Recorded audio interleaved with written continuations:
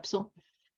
Alors, quel est notre ordre du jour pour ce coffee sur la transformation? Bon, vous savez qu'on aime toujours commencer par quelques chiffres. C'est l'actualité des entreprises également, la transformation. On a envie de dire tout est transformation, mais pas que. Donc, on va regarder justement différents visages de la transformation et puis on pourra faire un rapide tour de table pour voir ce qu'évoque ce sujet de transformation pour vous. Quelle est l'actualité de transfo chez certains de vos clients par rapport à ces différents visages. Ce qu'on a envie de vous partager, c'est la différence entre le manager de la transformation, c'est-à-dire être dans l'état d'esprit et accompagner le dirigeant, le manager d'équipe à être attentif aux besoins de transformation, de créer les conditions de la transformation, d'une part, et aussi d'accompagner un projet de transformation en particulier qui est bien défini avec un périmètre particulier.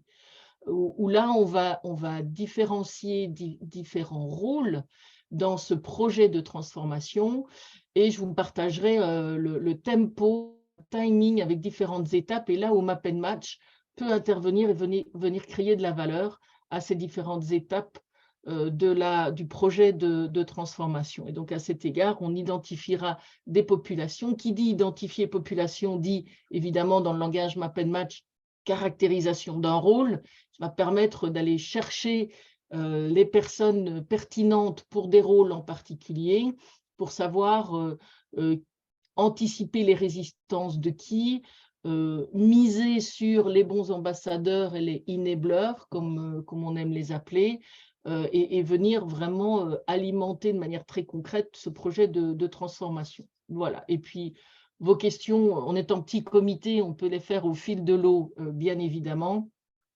Et en conclusion, un petit rappel sur notre agenda et les autres occasions de se parler dans les prochaines semaines. L'enjeu en quelques chiffres. Donc, les transformations, quand on parle de transformation, ne sont pas que numériques. On parle beaucoup, quand on cherche l'actualité, des chiffres d'actualité sur la transformation, on parle beaucoup de transformation digitale. Et c'est vrai que c'est une grande partie des transformations, mais comme on le verra, c'est pas que ça, c'est pas qu'un changement d'outil ou d'une manière de travailler. Et c'est une réalité des entreprises. Transformation veut dire secouer les choses, changer de paradigme. Il y a quand même des changements fondamentaux et on trouve des chiffres relatifs au taux d'échec de projets de transformation. Ce qui veut dire qu'il y a vraiment un besoin d'accompagnement. Souvent, et vous le direz quand on fera le tour de table, peut-être que chez vos clients, il y a des personnes dédiées à la transformation. Chez certains de nos clients de grandes banques, il y a des équipes entières dédiées à la transformation. Dans des plus petites structures, TPE, PME, voire ETI, c'est plutôt transverse et c'est de la responsabilité de tout le monde. Parfois, il y a des programmes, parfois, c'est une manière de fonctionner.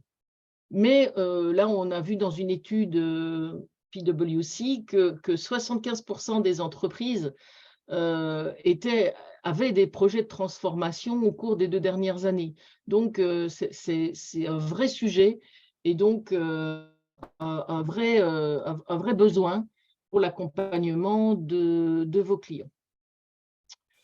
All right. Ceci étant dit, de quoi parle-t-on quand on parle de transformation et on peut imaginer que la transformation peut avoir différents visages. Oula, on a du Larsen. Ah, merci Margot. C'est quoi les différents visages de la transformation? Ça peut être de l'adaptation. L'adaptation, on va peut-être se dire que c'est plutôt réactif.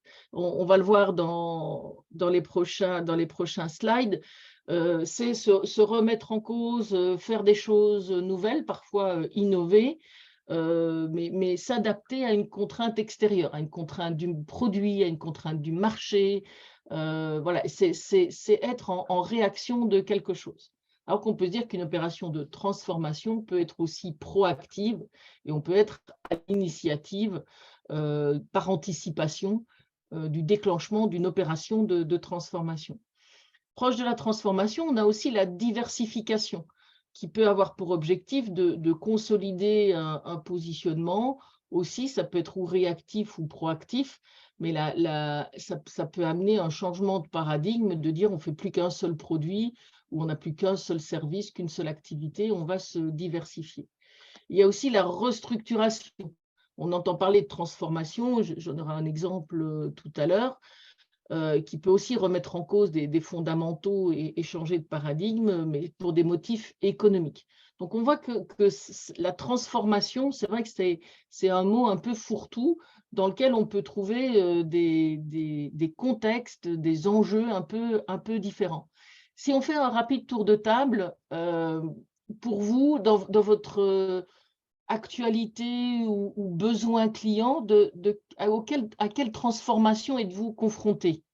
Si je fais dans l'ordre de mes vignettes, je donne la parole à Sénamé. Euh, m- En m- transformation, qu'est-ce qui t'intéresse, toi, Sénamé? Ce serait l'adaptation et la restructuration. Je D'accord, suis plutôt dans principalement. ce domaine. Et bon, la différence que tu fais entre transformation, adaptation, je pense que c'est l'évolution normale d'une entreprise, en fait. Mm.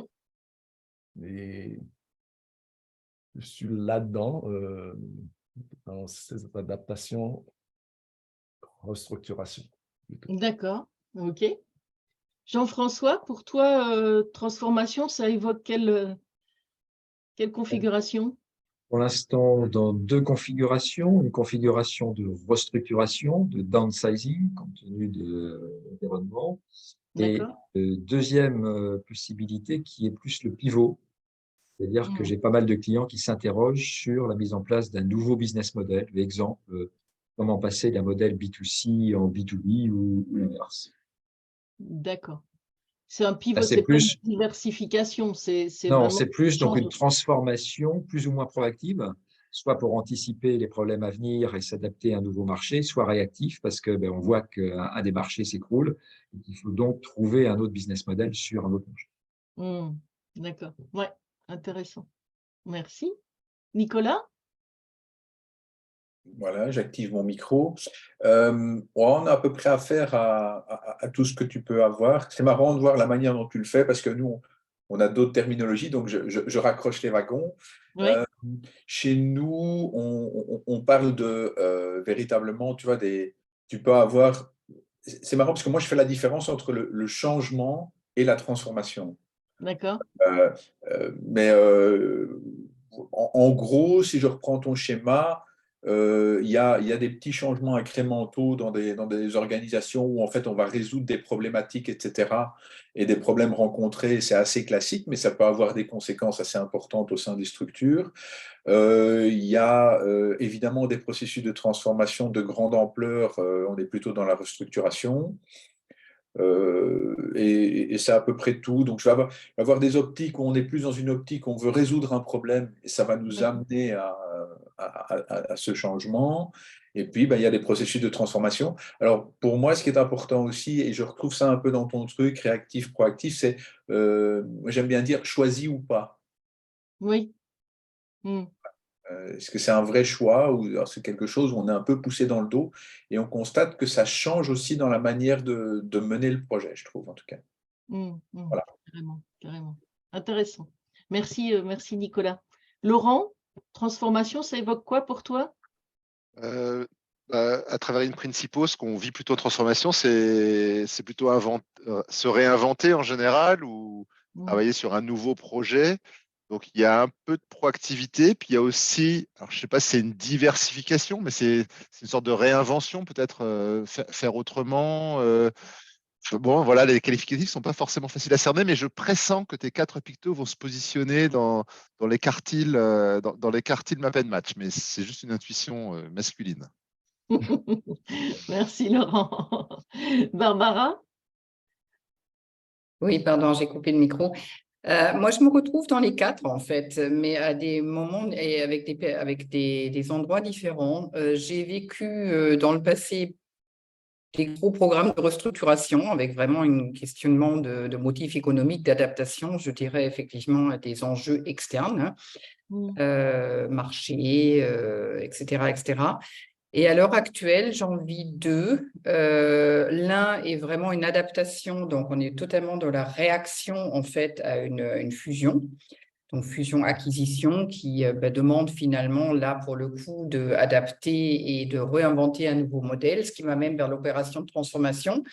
Mais il y a tout d'abord le premier step d'adaptation qui n'est pas négligeable et qui est, je trouve, extrêmement intéressant avec MapNMatch, justement. Et l'opération de transformation qui s'enclenche derrière, qui effectivement, une fois qu'on a le nouveau véhicule, vers où est-ce qu'on l'emmène? Et du coup, il y a forcément des enjeux différents et du coup, on est plus dans le proactif et on le vit effectivement de manière très, très différente. Et le dernier, la diversification.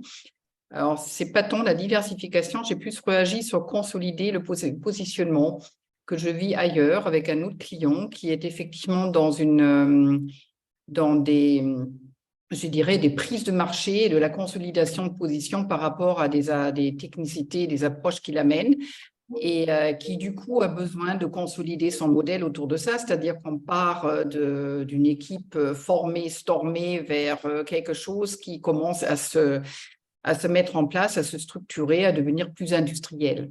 Donc, voilà. Ok, super intéressant. Merci à tous. On voit que ça, voilà, ça alimente ce cadre, ce cadrage à nos réflexions, à notre échange, qui est que effectivement cette transformation peut prendre plein de visages différents, mais est une réalité chez vos clients.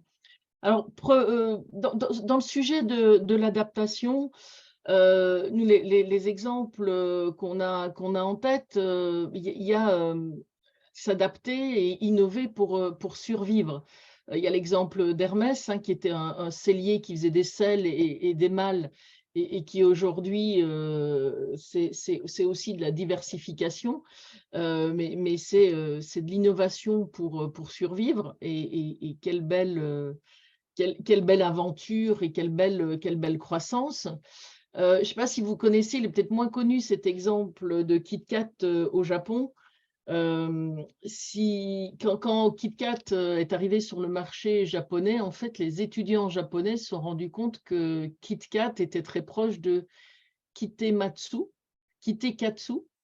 qui voulait dire tiens bon.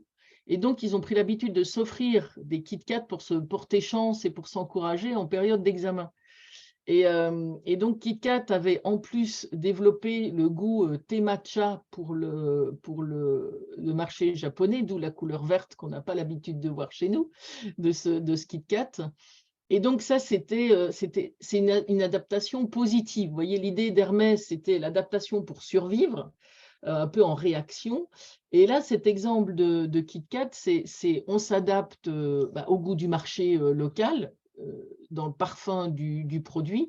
Et puis, du coup, ils ont axé leur marketing sur ce porter chance, etc. Et c'est un succès phénoménal au Japon. Donc, il y a aussi l'adaptation positive qui est de saisir une opportunité qui n'était pas une transformation fondamentale pour KitKat, alors que ça l'était pour Hermès. L'exemple de restructuration, c'était intéressant, c'était un exemple dans la presse en début d'année où Orange parlait de la transformation de sa division communication aux entreprises, érigée comme une priorité 2023. Et en fait, la transformation de la division, c'est en fait une réduction très importante des effectifs. Donc, vous l'avez signalé, vous l'avez mentionné dans vos exemples, la restructuration, c'est une transformation. Là, ce qui était intéressant, c'est que la communication, c'était sur de la transformation qui, derrière, égale restructuration. C'était intéressant en termes de message. Dans la diversification, on peut parler d'un de nos clients, d'Indigo, qui était historiquement sur les parkings voitures en ville et des parkings construits en infrastructure et en voirie. Et puis, c'est diversifié. Indigo Wheel fait maintenant des parkings vélos qui sont aussi en voirie ou en construction. Et il exploite des stations vélos sécurisées pour venir compléter l'offre voiture. Et c'est la diversification qui est aussi une adaptation à l'évolution de la société. Donc, on voit que toutes ces configurations, finalement, parfois se rejoignent, mais ont en commun ce besoin d'aller saisir des opportunités et de créer les conditions. Et donc, j'en viens à ces deux univers que je vais distinguer pour la suite de la présentation. Le premier univers, le premier contexte qui est être dans l'état d'esprit de l'adaptation pour créer ces conditions où on ne va pas louper le train, on ne va pas louper le virage, on va saisir une opportunité qui se présente, type KitKat, on ne va pas louper le virage. Si Hermès était resté sur ses produits d'origine, il n'aurait pas le succès d'aujourd'hui. Et on va se mettre à deux points de vue, celui du dirigeant, du CEO, vous accompagnez des dirigeants, mais vous accompagnez aussi des managers d'équipe. Donc, dans cette posture, on va distinguer celle du dirigeant. Donc, je suis au niveau CEO, au niveau comité de direction. Quelles sont les clés pour être dans cet état d'esprit d'adaptation et créer les conditions favorables à la transformation? Alors, vous voyez mon petit picto à droite, c'est un intervenant qui nous expliquait que pour lui, une des clés du succès, c'était le strabisme divergent heureux du dirigeant. Qu'est-ce que ça veut dire, le strabisme divergent heureux du dirigeant? Ben, ça fait partie des clés que je vous présente ici à l'écran, c'est avoir un œil sur le présent, mais aussi avoir un œil sur le futur. C'est ça que ça veut dire ce strabisme divergent. Il faut regarder des deux côtés à la fois. Et quelles sont ces clés de succès pour créer cet environnement favorable à la transformation? Ben, c'est avoir l'œil vers l'extérieur. Première clé, créer les conditions de veille externe, donc avoir le radar allumé. La veille externe, on est dans la dynamique bleue, hein, chez Map & Match, de regarder vers l'extérieur, d'aller chercher de la connaissance, d'analyser son marché, de prendre du recul, d'aller s'informer, d'aller échanger, récolter de l'information. La deuxième clé, encourager, pratiquer l'expérimentation. Donc là, on va plutôt dans le vert, hein, chez Map & Match. Et donc, c'est tester soi-même des nouvelles approches, avoir cette curiosité. Hein, la curiosité, on la trouve dans le vert également. Et puis, en termes d'acte managérial, c'est donner le droit à l'erreur.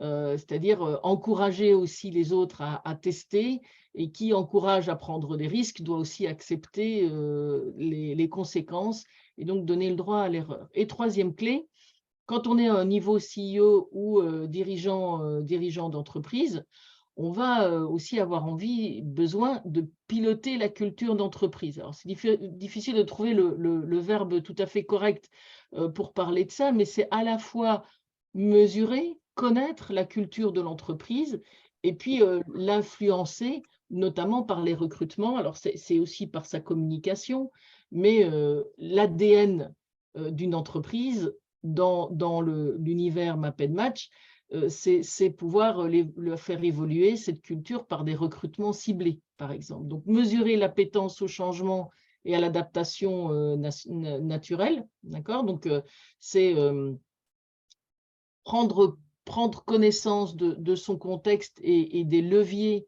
des opportunités, hein, des forces de sa culture d'entreprise, et puis des trous dans la raquette, comme on aime les appeler chez Map & Match, et faire évoluer cette culture d'entreprise vers la curiosité, l'envie de tester les choses, l'envie de se tenir au courant de ce qui se passe, etc. Donc, vous voyez que la recommandation au niveau CEO ou comité de direction, ça va être de créer ces conditions, à la fois en ayant, dans ce strabisme divergent, un œil vers l'extérieur et vers le futur, et un œil vers l'intérieur et vers le présent, pour connaître sa culture d'entreprise, encourager l'innovation, la curiosité, l'expérimentation et accorder le droit à l'erreur. Je vous parlais de la troisième clé de succès qui était de connaître la culture d'entreprise. Évidemment, je ne peux pas résister au plaisir de partager sous les yeux on a une culture d'entreprise sous les yeux qui est une PME d'une centaine de personnes. Qu'est-ce qu'on observe dans ce profil d'ADN d'entreprise? Que c'est une entreprise qui n'est pas tout portée sur la créativité. On voit que mon vers du bas, qui soit remise en cause de l'existant ou sortir des sentiers battus, ça ne fait pas partie de l'ADN profond de cette entreprise. La culture a une tendance à pérenniser l'existant, c'est le transmetteur. En ADN, en talent collectif, quand on a une forte dimension de transmetteur, on est sur une organisation qui va aimer entretenir les compétences actuelles pour ancrer les choses dans la durée. C'est un peu la contre-énergie de remettre en cause et aller vers l'inconnu et faire des choses nouvelles. D'accord ? Et 0% d'explorateurs, c'est un peu la résistance au changement. Il n'y a pas du tout d'appétence pour remettre en cause l'existant. Donc, je le traduis comme une résistance au changement. Mais j'ai un petit potentiel à aller exploiter sur le challenge. Donc, une fois que je vais convaincre, je vais avoir aussi un ADN qui va prendre les choses à bras le corps. Donc, que peut permettre ce diagnostic d'ADN d'entreprise? Je vais pouvoir donner cette clé aux dirigeants, ma troisième clé de succès que je viens de présenter au slide d'avant. On va lui dire, il faut aller chercher l'innovation à l'extérieur. Il va peut-être falloir créer des occasions pour votre équipe de brainstormer et de proposer des choses, si ce n'est pas naturel. Première solution, je leur donne une méthode et je les invite à réfléchir. Et puis, deuxième chose, je peux aussi aller chercher l'innovation à l'extérieur. Je peux aussi externaliser mon innovation. Et puis, ça va être une boussole pour les recrutements. Je vais peut-être avoir à cœur à certains postes clés qui vont jouer un rôle particulièrement important. Je vais aller chercher ce goût de l'innovation, de la remise en question, etc. dans mes recrutements. OK ? Donc, c'est pour ça que c'est intéressant de se poser au niveau de la direction, du CEO, du comité de direction, en disant, voilà, pour créer et se donner toutes les chances d'être capable de s'adapter, je connais, j'ai mon strabisme divergent et je prends connaissance de ma culture d'entreprise et je vais savoir sur quoi je peux compter et ce que je vais devoir aller travailler. Si je prends le deuxième contexte, si je suis maintenant au niveau du management d'équipe, finalement, il n'y a pas trois clés comme pour le dirigeant, il y en a une principale qui est il faut distribuer les rôles. Chacun a son rôle. Le manager, lui, dans son cockpit, dans le rouge, dans sa dimension de pilotage, il va identifier les opportunités. Donc, il est sur cet axe vertical, il alimente l'équipe en stratégie, il analyse, il fait du rétex et il fait un peu de jaune, il assure la cohérence des choses. Et l'équipe est là pour la performance opérationnelle. Donc, elle fait aboutir les projets, elle est responsable de l'atteinte des objectifs. Et cette photo de chantier, qu'est-ce qu'on veut dire par les commerces sont toujours ouverts pendant les travaux? C'est que si on est en transformation, ce qui est un risque, c'est qu'on oublie qu'il y a l'opérationnel aussi qui doit continuer à tourner. Parfois, l'opérationnel, il n'y a que les travaux, il n'y a qu'une chose et puis on oublie de faire tourner le business. Ou alors, il n'y a que le business qui tourne et on ne se donne pas de temps pour donner un peu d'énergie à la transformation. D'accord ? Donc, qui peut régler, qui peut venir réguler ces énergies? C'est le manager d'équipe qui est celui qui dispatche les rôles, il vient alimenter l'équipe, il peut se faire alimenter par l'équipe aussi, bien entendu, mais l'équipe doit rester concentrée aussi sur le business as usual. Il y a vraiment cet enjeu de continuer sur la performance opérationnelle et de créer les conditions de la transfo par le manager de l'équipe. Et quand on parle adaptation et rôle du manager de l'équipe, ici, sous les yeux, c'est une proposition de caractérisation du manager qui crée justement ces conditions d'adaptation et de la transformation. Donc, on voit qu'en responsabilité clé, il est dans le pilotage, hein, il est sur l'arbitrage, la priorisation et l'organisation du projet. Il s'assure qu'il y a du gagnant-gagnant et que les hommes, les parties prenantes sont alignées avec l'objectif et il alimente la remise en cause de l'existant. Ça est complété par le goût du challenge, la vision long terme, traduire une vision en plan d'action très concret, en process et en méthode, et le pilotage des KPIs, de garder un œil sur le compteur pour savoir comment les choses se passent. On voit que le manager, il est pas mal attendu en Q2, hein, dans l'initialisation et dans le lancement du projet.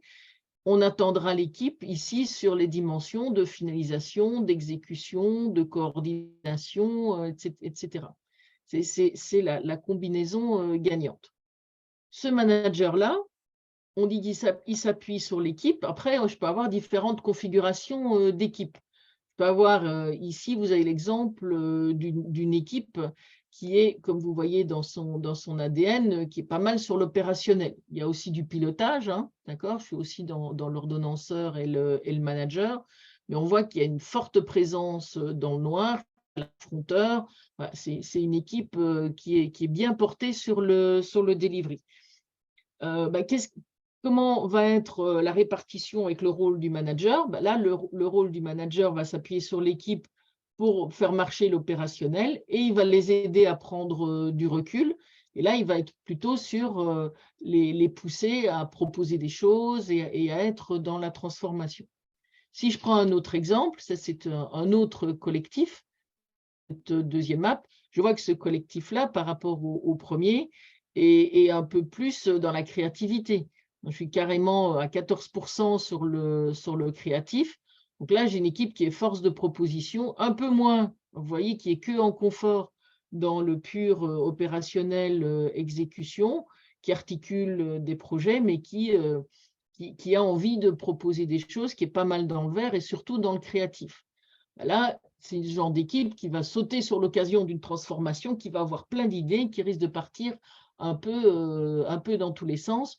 Donc là, au contraire, le rôle du manager, ça va être de les aider à canaliser cette créativité, un moment de dire c'est fini, on a fait le tour du sujet, on a priorisé et on souhaite que le manager soit bien en décideur parce que l'équipe ne va pas le faire spontanément et il va devoir les aider à délivrer et à passer à l'action et de transformer ces idées en delivery concret. D'accord? Donc, vous voyez comment Map and Match peut, dans cette création des conditions de la transformation, venir aider à comprendre l'équipe, l'ADN de l'entreprise, l'équipe, l'attendu du manager qui va venir se compléter et se combiner avec l'équipe. Donc là, je suis dans cet environnement de créer les conditions favorables à la transformation de manière un peu transverse et générique. Le deuxième environnement que je vous propose d'appréhender, c'est quand il y a un projet concret de transformation. C'est manager une transformation. Donc, on l'a dit, une transformation, c'est la distinction que faisait Nicolas entre un petit changement et une transformation qui est beaucoup moins à la marge. On va parler de transformation du business model, de l'organisation, des méthodes de travail. Là, on revient sur notre digitalisation qui est souvent citée en termes de transformation, ou ça peut être un événement spécifique. Donc, on est vraiment sur un projet défini de transformation. Et ce sur quoi on a travaillé et que Map and Match va pouvoir venir ajouter de la valeur à ces accompagnements de transfo, c'est d'abord sur l'identification de populations différentes. Qui dit, comme je le mentionnais en introduction, qui dit identification de populations différentes, dit opportunité de diagnostic. Et je viendrai juste après sur quel diagnostic à quel moment, et puis qu'est-ce que j'en fais de mon diagnostic. Diagnostiquer quoi? Dans mes 3 ensembles de population, j'ai un premier ensemble qui est la population in charge, d'accord, en charge du projet. Donc, parfois, j'ai une équipe dédiée, une équipe responsable du projet, dans laquelle je vais avoir un responsable de cette équipe, et puis des parties prenantes, des collaborateurs de cette équipe. Et vous voyez bien comment, avec MapNMatch, je vais pouvoir optimiser le fonctionnement de cette équipe projet pour lui donner toutes les chances de réussir et de faire aboutir son projet. Et puis, dans les in charge, j'ai aussi les relais, les managers sur le terrain, les managers d'équipe qui vont devoir emmener leur équipe dans le déploiement de la transformation. Et mon slide juste après va le regarder de plus près. Mon deuxième ensemble, ma deuxième population identifiée, ça va être des profils assez précis. Je vais avoir les détracteurs et puis les enablers, les acteurs clés. Je vais pouvoir diagnostiquer, et ça m'intéresse de diagnostiquer, les résistants au changement. Résistant au changement égale résistant à la transformation, etc. Donc, je vais avoir des caractéristiques pour aller identifier ceux que je vais devoir convaincre. Je vais pouvoir focaliser mon énergie sur aller convaincre ces résistants, que je vais pouvoir anticiper ces freins. Et puis, j'ai 3 profils d'acteurs clés. J'ai les facilitateurs, les frontrunners, les ambassadeurs. Donc, les facilitateurs, c'est ceux qui vont être plutôt sur la communication et qui vont mettre l'huile dans les rouages. En langage MapNMatch, ça va être ceux qui seront dans le jaune, hein, plus ou moins. Les frontrunners qui vont être plutôt c'est les ouvreurs de portes, qui vont aller abattre les obstacles, aller convaincre, etc. Et puis, j'ai les ambassadeurs qui vont être, eux, dans le relais de l'exécution, dans les têtes de pont, etc. Donc, je peux avoir des acteurs clés qui viennent alimenter mon projet de transformation, que je vais pouvoir aller identifier. Une fois que j'ai ma caractérisation, je vais aller les chercher dans l'organisation et je vais les chouchouter, je vais m'en occuper particulièrement pour leur attribuer un rôle et qui viennent concrètement contribuer au succès de la transformation. Et puis, ma troisième population, ils sont un peu plus passifs, hein, mais j'étais plutôt sur des actifs dans le projet de Transfo jusqu'à présent. Ma troisième population, c'est le périmètre à transformer. C'est ceux qui absorbent la transformation. Les négatifs diront qu'ils subissent la transformation, mais c'est ceux qui vont la faire tourner et qui sont sur le terrain. Et donc là, j'ai différentes équipes, j'ai différentes parties prenantes. OK? Pardon Valérie, je pensais que tu parlerais des résistants. Je ne sais pas si tu l'as dit, je n'ai pas entendu. Les résistants en langage MapNMatch, c'est lesquels? C'est ceux qui ont des inconforts plutôt? Non, ça peut être comme ce que j'identifiais tout à l'heure dans l'ADN de l'entreprise, la PME de 100 personnes là, que je montrais tout à l'heure. Dans les résistants à la transfo et au changement, je vais trouver notamment les T5 de transmetteurs. Parce qu'eux, ils sont dans la pérennisation, tu vois, dans le truc qui ne bouge pas sur le long terme. Donc, quand j'ai besoin de pérenniser les choses, je suis très contente de les avoir. Quand je dois bousculer les choses, faire autrement et peut-être avoir besoin de nouvelles compétences, etc., il va falloir les convaincre qu'il faut changer et une fois qu'ils auront adhéré à la nouvelle version, je pourrais m'appuyer sur leur T5 de transmetteur pour faire monter en compétences ce dont j'ai besoin. Mais a priori, ceux qui sont résistants au changement, c'est ceux qui vont aimer la pérennisation, donc les T5 de transmetteurs, et je vais avoir les faibles dans le vert du bas. Les faibles créatifs et les faibles explorateurs sont ceux qui ne vont pas aimer voir irritants. Irritants c'est ça. Explorateurs, c'est ceux qui n'aiment pas remettre en cause l'existant. Quand tu dis faible, c'est des I5 en fait. Oui, ou pas d'appétence. Hein, pas d'appétence, ou neutre. Ouais, Ou neutre. Neutre. I5, c'est sûr. Et pourquoi pas neutre? Ça ne va pas. OK. Hein, donc, il y a ça, je réfléchis à une autre dimension, je n'ai plus la caractérisation en tête, mais on regarde essentiellement ça. OK.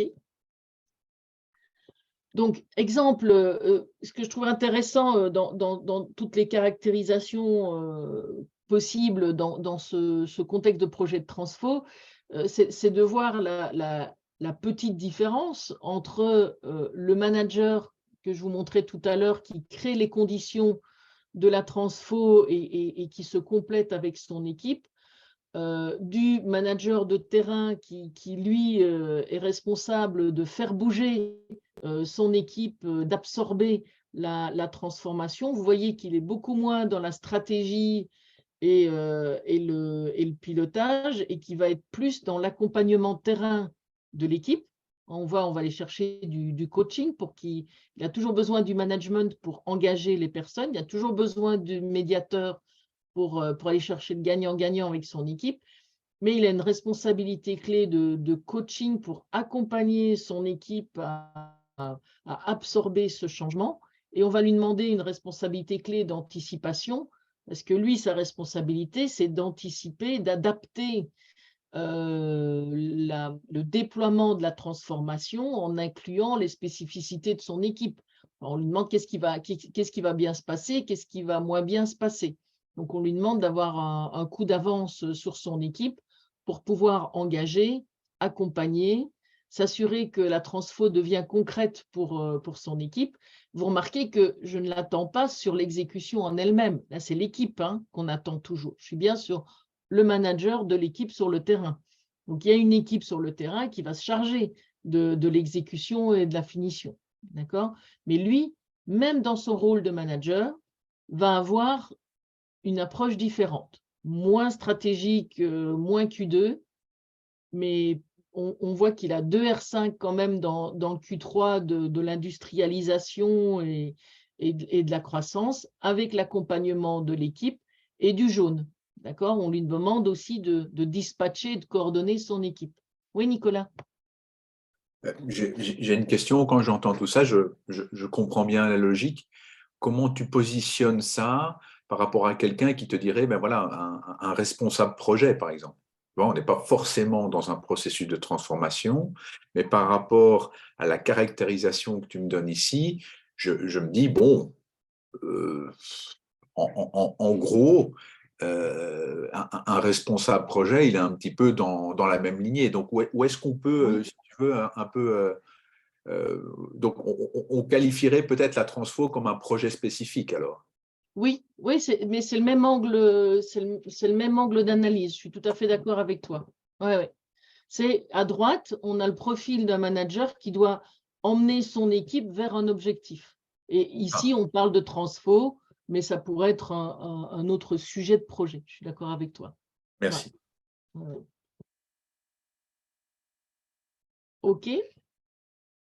Alors, tout ça mis en perspective, j'ai identifié mes différents éléments. Qu'est-ce que j'en fais? On dit, OK, je sais que j'ai différentes populations, je sais que j'ai un outil fantastique qui est MapNMatch qui va me permettre de diagnostiquer les personnes en présence et d'aller caractériser mes besoins. Comment est-ce que ça s'articule dans un projet de transfo? Voilà comment nous, on a travaillé. Dans la phase de préparation, donc je suis en amont du lancement de projet de transfo. Évidemment, on va faire réaliser le profil par toutes les personnes concernées et ça va nourrir mon diagnostic et la feuille de route de la transformation. Parce que, comme je vous l'ai évoqué tout à l'heure, on va regarder l'ADN du périmètre à transformer, cette culture d'entreprise, est-ce qu'elle est résistante, est-ce qu'elle est appétente au changement, est-ce que je vais avoir une force de proposition naturelle, ou est-ce que je vais plutôt avoir une population en retrait, etc. Je vais pouvoir regarder la culture managériale, mes fameuses caractérisations de manager que je viens de partager. Est-ce que mes managers, ils sont câblés comme ça ou pas? Et donc, derrière, je pourrais alimenter ma feuille de route. Est-ce que j'ai des risques de résistance? Et je vais pouvoir, donc les risques de résistance, c'est mes résistants au changement, d'accord? Et je vais pouvoir aller identifier mes relais et mes alliances.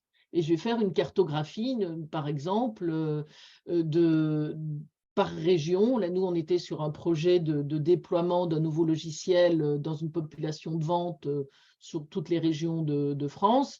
On a identifié par région qui était l'ambassadeur, le front-runner, etc. D'accord? Donc, j'identifie mes risques de résistance et mes alliances. Donc, ça va nourrir ma feuille de route. Ensuite, j'ai fait ces diagnostics-là, j'ai conçu ma feuille de route. Qu'est-ce que j'en fais?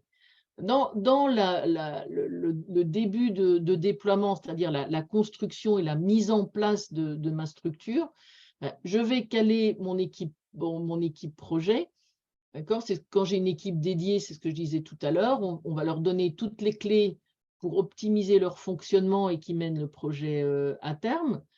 Je vais aller faire des entretiens avec les résistants pour aller voir pourquoi ils seraient résistants, aller les convaincre et m'en faire finalement des alliés, parce que je les aurais convaincus de besoins de transformation, et puis je vais les capitaliser notamment sur leur appétence de transmetteurs pour aller porter la bonne parole et développer les autres.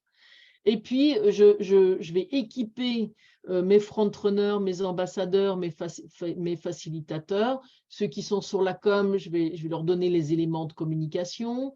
Les front-runners, je vais les mettre peut-être dans une équipe pilote, bêta-testeur, etc. Voilà, je vais les adresser aussi. Au-delà de les identifier, ça va me permettre de leur donner des rôles et de les équiper. Et puis, dans le déploiement, évidemment, je vais pouvoir accompagner les équipes concernées, leur diagnostic avec leurs freins, leurs opportunités, donner la clé managériale au chef d'équipe, comme on l'a vu tout à l'heure. Est-ce qu'il est en face d'une équipe plutôt créative, plutôt opérationnelle, parfois un mix des deux, hein, ou donc rentrer dans les profils individuels pour savoir sur le terrain qui vont être les ambassadeurs, qui vont être les résistants, et les faire travailler en atelier collectif autour de cette transformation. Et puis, là où on a moins de map and match, mais on sait qu'il faut boucler la boucle, dans le récap, le rétex, les tableaux de bord, les KPIs, du temps dédié, engagement, et puis travailler dans la durée, l'ancrage individuel et collectif. Ça, c'est l'étape du projet de transfo à part entière. Mais sinon, Map and Match peut vraiment venir booster l'efficacité du déroulé projet en amont, au lancement et en déploiement. Voilà le partage d'expérience.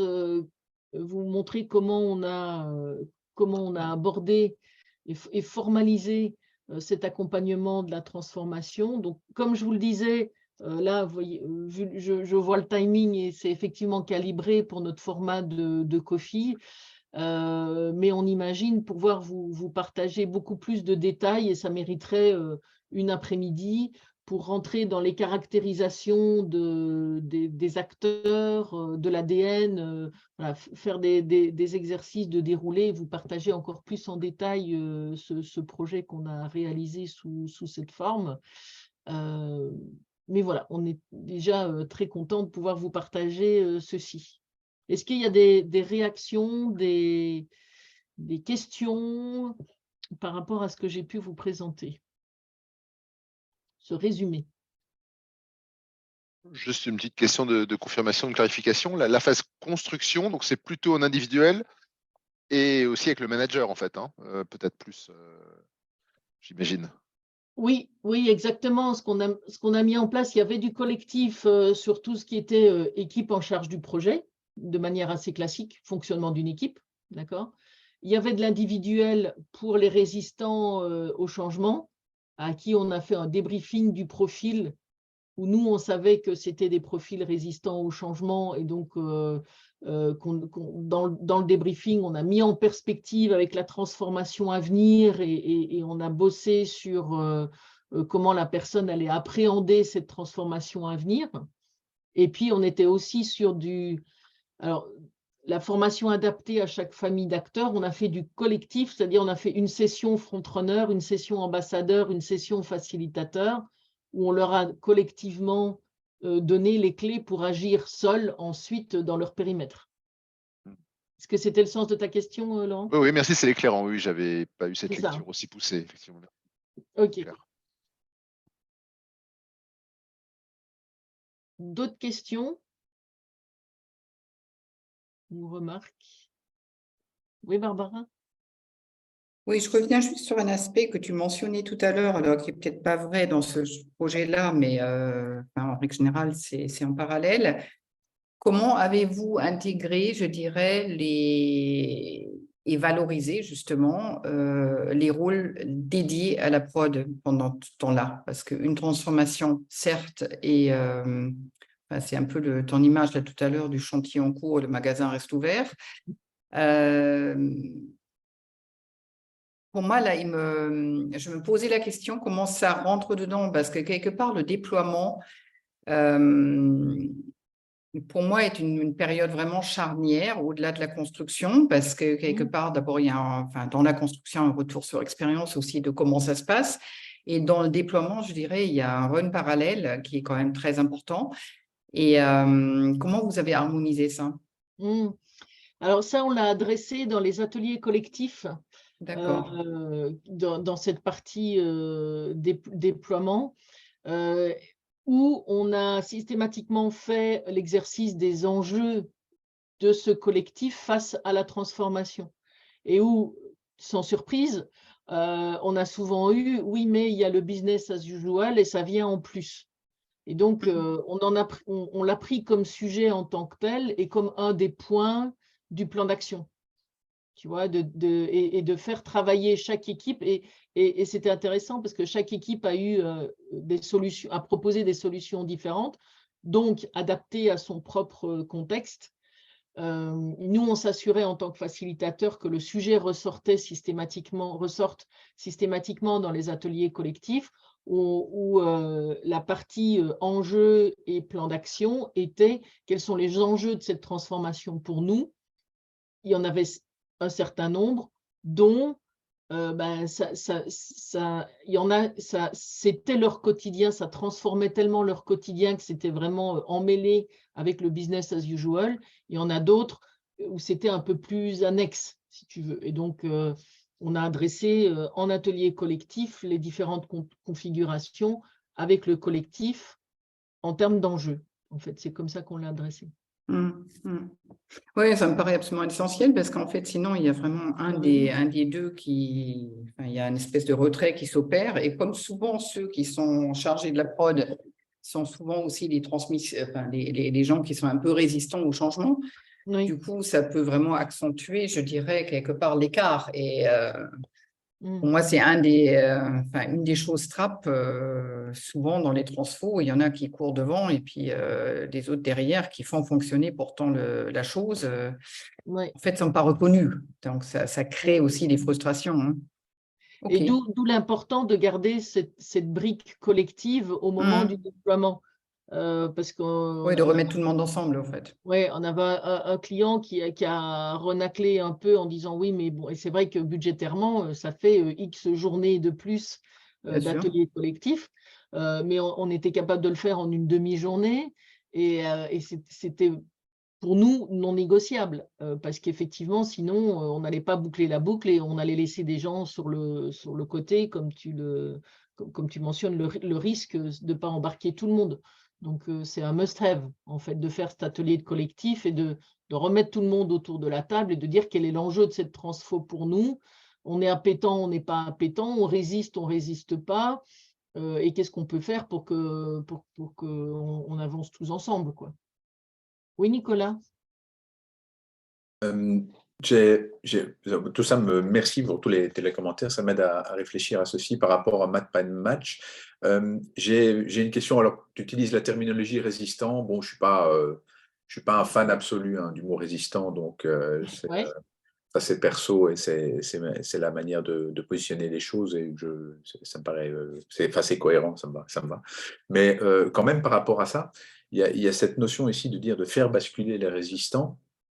Et j'ai une question pour toi, parce que pour moi, les gens, a priori, ne résistent pas à un changement, et c'est ce que tu dis sous les aspects de j'ai de l'appétence pour être transmetteur, j'ai peu d'appétence pour être explorateur, donc ça explique la raison pour laquelle, voilà, tatati, tatata, ok, super. Mais il y a aussi un point qui est fondamental et que je ne vois pas ici, donc je pose la question tout simplement.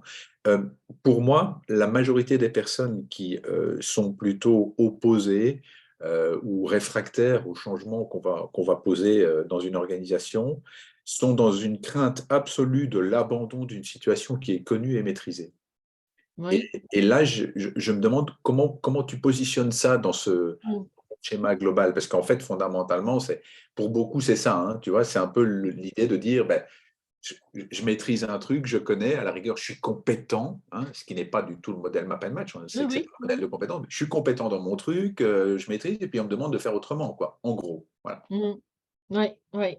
Comment vous Et l'avez ça, vu, ça? ça c'est à travers la communication. Et celui en charge de la communication, c'est le profil de facilitateur. C'est-à-dire, c'est celui qui va justement donner toutes les billes, donner les informations, etc. Donc, qui va démonter l'inconnu, en fait, donc, en transmettant de l'information, en expliquant le pourquoi, en expliquant à quoi va ressembler le point d'atterrissage, en expliquant le chemin pour y parvenir, etc. C'est ce qu'on met dans la besace, dans le rôle du facilitateur. C'est-à-dire, il va être dans le jaune, il va communiquer, il va expliquer, etc. Donc, ça, c'est effectivement ce qui permet d'adresser les points d'interrogation, les questions et cet inconnu. Donc, nous, c'est comme ça qu'on l'a positionné, et c'est pour ça qu'il faut outiller les facilitateurs avec les éléments de communication pour qu'ils fassent le job et qu'ils aillent répondre à toutes les questions, qu'ils aient cette disponibilité, etc. Ça, je l'avais. Ma question, c'est plutôt de dire qu'est-ce qu'on fait par rapport à l'abandon en tant que tel. Mais là, ça serait sans doute dans la même veine, c'est-à-dire que tu vas utiliser ton facilitateur, non seulement pour montrer dans quelle mesure l'inconnu, il est maîtrisé, il est cadré, etc., mais aussi Oui, pour t'aider à dire, on doit vous rassurer par rapport à l'abandon de la situation connue et le fait que vous ayez une compétence que vous n'allez plus pouvoir exercer ou vous n'allez plus l'exercer de la même manière, quoi. oui. Parce que Alors, oui, pour oui, moi, c'est important d'avoir un double message par rapport à ça pour dire on est reconnu dans le fait qu'on abandonne quelque chose. oui, et là, moi j'ai envie de dire, je le mettrais aussi sur l'attendu de coach du manager ou l'accompagnement de proximité du manager, comme on l'a vu tout à l'heure. C'est aussi le rôle du manager d'aller rassurer sur ces aspects-là. Et quand on a des front-runners, je disais tout à l'heure, on peut les mettre on peut faire un groupe pilote. Mon groupe pilote, je vais aimer qu'il soit diversifié, etc. Mais aller montrer qu'un groupe pilote a réussi à une nouvelle maîtrise du truc, etc., ça va aussi rassurer ces réfractaires ou ceux qui ont peur de perdre la maîtrise. Et c'est pour ça que on dit, moi ça m'avait interpellé au début et puis je l'ai vu de mes yeux vus, que des transmetteurs étaient d'abord réfractaires en disant non mais attends, on maîtrise ça, on est compétent, on est au top là-dessus, on peut faire encore ça 10 ans et toi tu me mets tout par terre et tu veux que je réapprenne quelque chose. Une fois qu'ils sont convaincus, comme ils aiment tutorer, accompagner, former, etc., et c'est eux qui vont donner un moment plus tard le coup d'accélérateur pour faire monter tout le monde en compétence une fois qu'ils ont été convaincus eux-mêmes. Et ça, c'est assez impressionnant. Barbara, tu avais fait une remarque tout à l'heure? Tu voulais Non, rajouter? pardon, je sais pas, est-ce que j'ai... Oui, je pensais que j'avais coupé. Oui, ma remarque tout à l'heure, c'était vraiment sur à quel moment est-ce qu'on a introduit en fait ces équipes de prod, parce que moi, c'est vraiment quelque chose que j'avais vu pendant un gros programme de transfo, alors qui était justement dans un contexte économique, donc assez difficile en fait non pas à justifier, c'était plutôt facile, mais assez difficile à accepter. Oui. Et du coup, ce manque d'acceptation dans les équipes qui n'étaient pas, je dirais, chargées de la transfo a créé vraiment des résistances assez fortes. Et je pense que c'est quelque chose, enfin pour moi en tout cas, c'est resté une espèce de warning dont je suis consciente aujourd'hui et auquel je fais vraiment attention parce que effectivement, c'est un peu ce que tu viens d'expliquer, hein, c'est le transmetteur quelque part qui à un moment donné fait bien son job, s'assure de la pérennité et puis à un moment donné, on lui explique que le truc qui est pérenne, il est juste...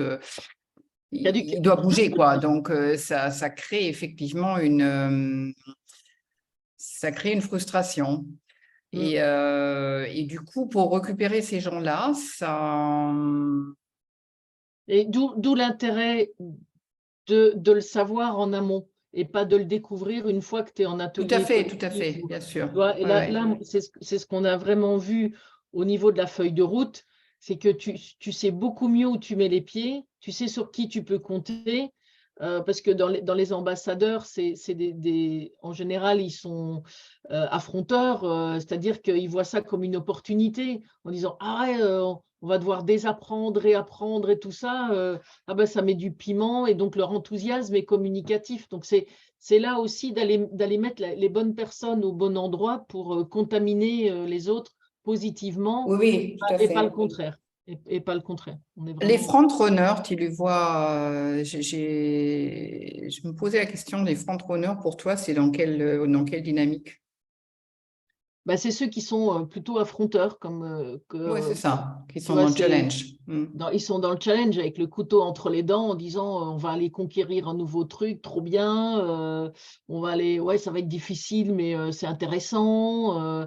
Et ils vont venir mettre leur enthousiasme au service du projet et donc tirer vers le haut, en fait. Enfin, plus j'avance là-dedans, plus je me dis qu'effectivement, le niveau de la famille régulation est absolument essentiel parce que quand tu juxtaposes ces deux populations-là, notamment sur un projet où il y a effectivement quelque part ce relon de « oui, il va falloir qu'on se transforme, sinon on meurt », c'est absolument essentiel d'avoir des gens qui savent... faire de la médiation, bien sûr, avec le terme médiation qui est peut-être un peu fort pour moi, mais je dirais Aller qui chercher sait gagnant. mettre vraiment les gens face à face sans que ce soit conflictuel, quoi. Oui, exactement. Valérie? Oui. Est-ce que vous est arrivé d'utiliser le modèle pour, au lieu de faire basculer les résistants, les identifier et plutôt les laisser de côté et faire qu'ils continuent à pérenniser ce qui existe et ne pas les impliquer dans le projet? Est-ce que vous avez fait ça ou bien vous avez toujours cherché à faire basculer les résistants? On a toujours cherché à les convaincre d'embarquer et une fois que... j'allais dire les caresser dans le sens du poil, mais non, mais de capitaliser sur leur goût de la transmission. Une fois que la transformation était faite, on a besoin de formateurs, on a besoin de monter en compétences et on savait qu'en les sollicitant, ils n'allaient pas résister parce que c'est ce qu'ils aiment faire. Donc, on a essayé de les embarquer, de les convaincre à tous les stades du projet. Il y en a qui ont été convertis plus tôt que d'autres, mais on ne les a pas laissés sur le côté parce qu'après, c'est un caillou dans la chaussure pour tout le temps, quoi. Donc, il faut continuer jusqu'au bout. Donc, non, on a laissé personne sur le côté. Okay. Pour rebondir sur ce que dit Sénamé, où je suis plutôt d'accord aussi, ça, en fait, pour moi, ça fait appel à ce qu'on appelle le change readiness et quel est le niveau de préparation que va avoir ton organisation. Si tu as un historique avec une boîte qui a initié des changements sur les 10 dernières années et qui a tout foiré à chaque fois et que tu viens en disant « les gars, on a une super idée, on va emmener tout le monde vers un nouveau niveau de performance », bon, tu sais bien que même si tu fais un bon schéma map and match, il y a un autre boulot à faire d'abord, quoi. Et puis, il peut y avoir des problèmes de personnes aussi. Je sais qu'il y a moi, je suis arrivé dans des projets où le CEO est arrivé depuis 2 mois et puis lui, il veut tout transformer, évidemment, parce qu'il veut marquer de son empreinte son organisation. Et les mecs, ils ne le connaissent pas, etc. Et puis, bah, il n'a pas suscité d'engouement, etc. Donc, il y a évidemment d'autres dimensions qui n'apparaissent pas forcément ici, sur lesquelles il faut que nous, en tant que consultants, on soit attentifs. Et je suis d'accord avec toi. Du coup, il y a peut-être des gens dont il faudrait peut-être mieux pas les embarquer pour pas qu'ils fassent pire que mieux dans le projet, quoi. Mais ça dépend de l'analyse préalable qu'on va faire, je crois. Oui, ça dépend de l'étendue du projet, voilà, est-ce que ça touche toute l'entreprise ou une partie de l'entreprise. Ça, c'est les paramètres de chaque projet. On est d'accord. Nous, là, tout ce qu'on a déroulé, la référence que j'avais, c'est sur un projet qui impactait un département de l'entreprise, pas toute l'entreprise, mais près de 150 personnes. À travers une entreprise. Après, tout doit être customisé et il y a des enjeux de communication, de posture du CEO ou de l'initialiseur du projet, ce genre de choses, effectivement. Là, comme d'habitude, j'ai envie de dire avec MapNmatch, on est sur le mode de fonctionnement, comment j'optimise le fonctionnement de ce projet et de ma population cible pour anticiper, aller gérer mon énergie, quelle énergie je dédie à qui, comment, à quel moment, pour faire aboutir le projet. Et à côté, on a toujours le sujet des compétences techniques et le sujet des comportements. On est d'accord, qui sont à côté du MapNmatch.